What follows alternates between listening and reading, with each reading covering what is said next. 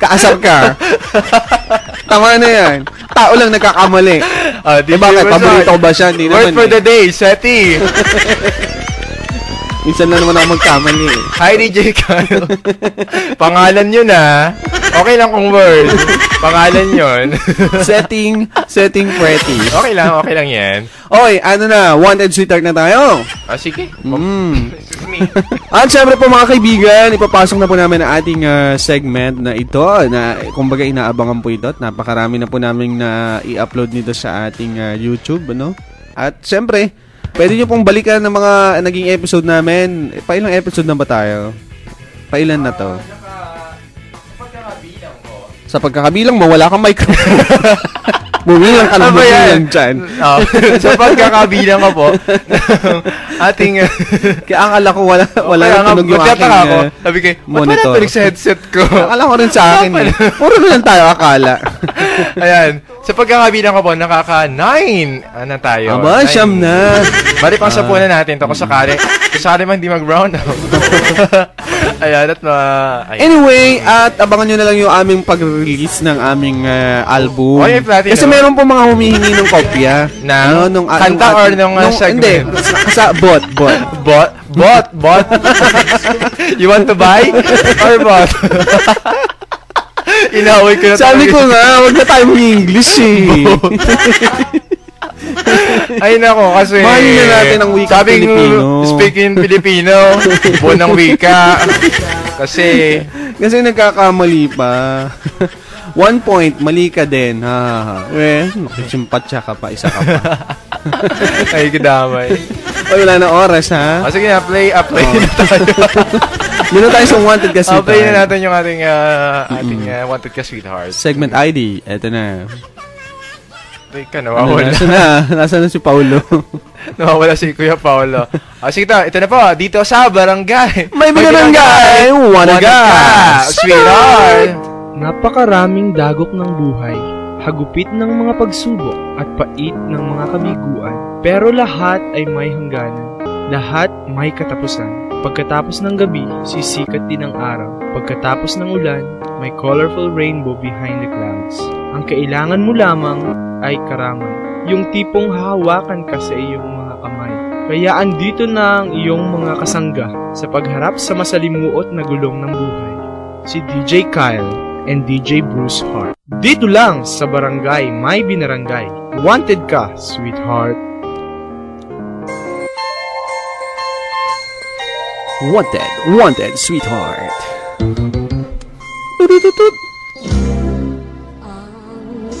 Ang sarap kantahin yan. Pag natin kinakantahin eh. Ba't nga hindi natin kantahin itong ito? Hanapin nga natin. Trip lang ang pagkanta. Ba yan? Napapag-diskitan natin. Di wala makapili ng bagay talagang kanta sa atin. Sige. Sino pang ating letter sender this ating morning? Letter sender. Ano bang pangalan nito? Nakalimutan ko na ang pangalan niya. Ano bang pangalan nito? Wala yata nakalagay na pangalan niya. Ano naman? Lagi na lang. Pangalawa na yun, ha? Bakit Pag walang pangalan, huwag nyo na basahin, ha? Si Janine. Si Janine. Ganda na sinasabi agad, si Janine naman pala. Ganda ng pangalan, hindi agad sinabi. Si Janine. Okay. Siyempre, ito po ay may kinalaman sa mga adopted, mga tawag doon. What do you mean by adopted? O English na naman. Tagalog sabi Bonang wika. Ampon. Ayan, para po sa mga kaibigan natin na nais lamang marinig ay atang wikang pambansa. Tagalog po na adopted ay ampon. Adopted, ampon. Okay, umpisahan na ang kwento. At ako'y magbabasa muna, kaya kailangan ko ng isang makabagbag damdaming background. Ano bang gusto niyong background natin? Yung bahala ka na. Letter sender talaga, no? Oo. Sige na. Basahin na natin kung sino nga ba. Ano nga ba ang kwento sa likod ng tabing. Sa likod ni Janine. Hindi. Ayan. Ang buhay po ng ating kaibigan na si Janine. Si Janine, masugin natin tagapakinig. Okay. Here we go. Letter sender Janine.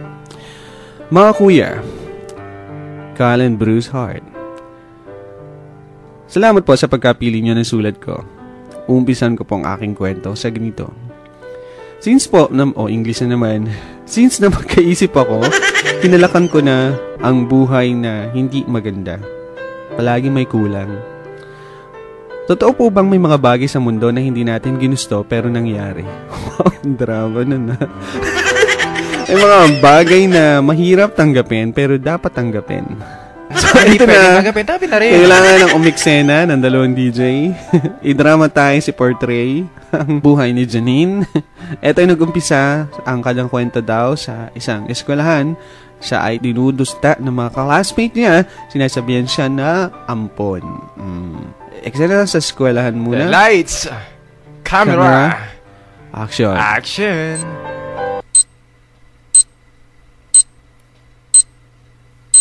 And now we're pleased to bring you our feature presentation.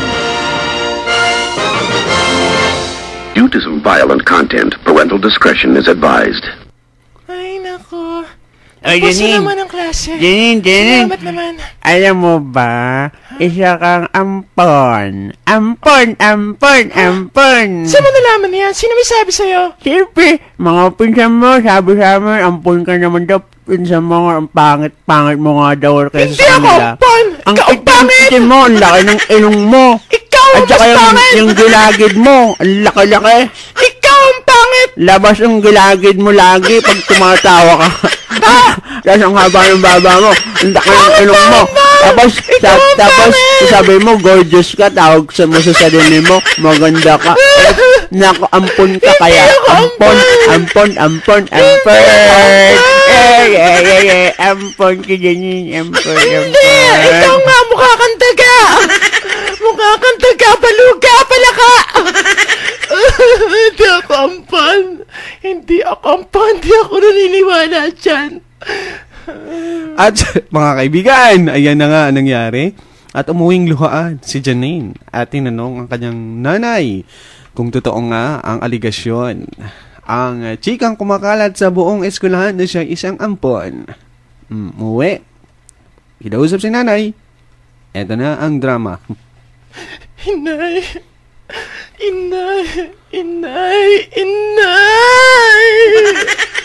Totoo po ba sinasabi ng mga kaklase ko? Isa daw po akong ampon. Totoo po ba yun? Sabihin niyo sa akin ang katotohanan. Hindi ka ampon, anak. Huwag mo papaniwalaan sila. Sapagkat alam mo naman na anak ka namin. Inay, bakit ganon? Dinudusta nila ako. Alam mo, anak, kahit medyo may edad na ako, nang maging anak ka namin.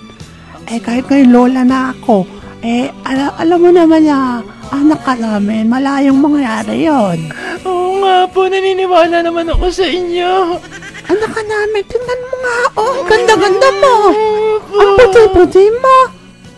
Tingnan mo nga ako, ang balat ko, ang puti rin. Inay, hinilot nyo lang yan na ilang beses, kaya pumuti. Hindi. Kaya kayo dyan. Hindi. Alam mo, kahit ganyan ang kutis mo, puputi ka rin. Basta lumakla ka rin ng gluta. Nay, okay na sa akin yung lotion ng Avon.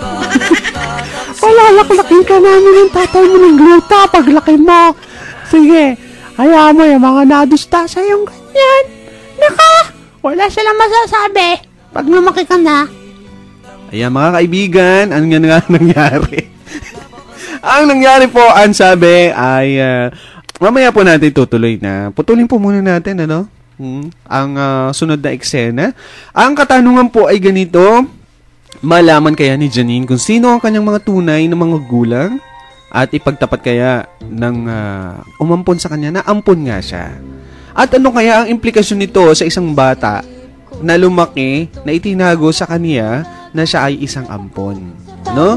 At ano rin kaya naman ang implikasyon nito sa pag-ibig ni Janine? Ayun. Yan po ang ating tutunghayan sa pagbabalik ng ating segment na ito na Dito sa Barangay, May Binarangay, Wanted Ka, Sweetheart. Sabi nito, no?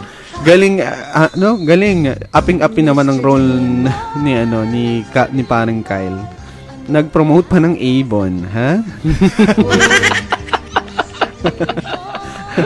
May ganong mga factor, mukhang na-stroke lang yung nagsasalita, ha? Sino? Yung nanay. Sa wakas, nag-isip bata rin sila. Peace. Sino? Sino ba isip bata? Isip bata ba yung ating ginawa? Pero talaga umacting, ano? Mahirap. Ako nga hindi ko alam. Sabi, ano kaya, makakayanin ko kaya to? Yung role na ganito. Sabi pa dito, nisyo natin kaibigan. Yan, ano daw? Hay nako, DJ Cal, DJ Bruce, tawani ka ha, sakit ng tiyan. O sakit daw ng tiyan niya, saka tatawa. Kayo na talaga, kayo na. Lagi na lang sila natatawa. Kayo na talaga ang best actress. Alam niyo, actress. alam niyo, nakaka-offend na kayo. Lagi niyo lang kami pinagtatawanan.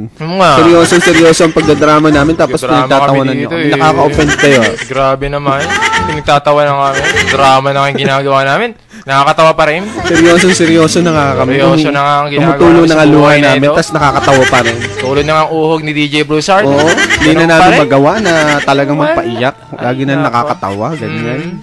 Okay, let's play another music na. At sa pagbabalik namin, antabayanan po ninyo ang susunod na eksena, no?